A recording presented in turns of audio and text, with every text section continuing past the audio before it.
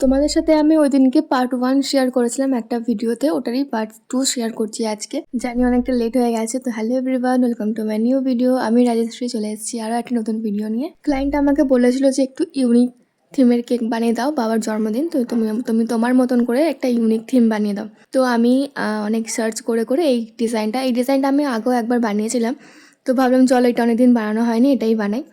আর এটা হচ্ছে একদম বাবাদের যে ফেস হয়, তো সেই ফেসটাই ছিল, তো আমি এখানে ওটাই ড্র করে নিচ্ছি। চেষ্টা করেছি মোটামুটি একই করার। এটা ছিল 1/2 পাউন্ডের আর ইনসাইড ফ্লেভার ছিল ভ্যানিলা। এটা হচ্ছে আমার রিপিটেড ক্লায়েন্ট। 1/2 পাউন্ডের মধ্যে কিন্তু ফ্ল্যাট কেক এটা। আর এখানে আমি যেরকম ডিজাইন ছিল তো সেরকমভাবে করে নিচ্ছি। চুলটা গোফটা আমি একদম একটা ছোট স্টার নোজেল দিয়ে করেছি। তারপরে নিচের দিকটা কলার, যেটা জামার কলার আছে সেটা করে নিচ্ছি স্কাই কালার দিয়ে।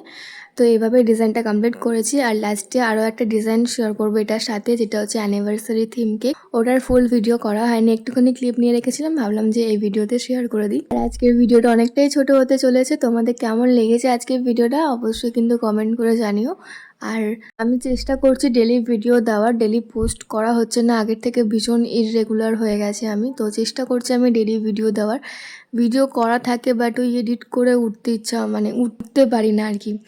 তো চেষ্টা করি প্রত্যেক দিনই ভিডিও দেওয়ার কিছু না কিছু। তো এটা ছিল কেকটার ফাইনাল লুক। তোমাদের কেমন লেগেছে কিন্তু অবশ্যই জানিও। আর যারা এই কেকটা বানিয়েছো তোমরা প্লিজ আমার কমেন্ট বক্সে তোমরা ফটো শেয়ার করো, আমি দেখবো তোমরা কেমন বানিয়েছো। তারপরে একটা অ্যানিভার্সারি থিম কেক বানাচ্ছিলাম, বাঙালি অ্যানিভার্সারি থিম।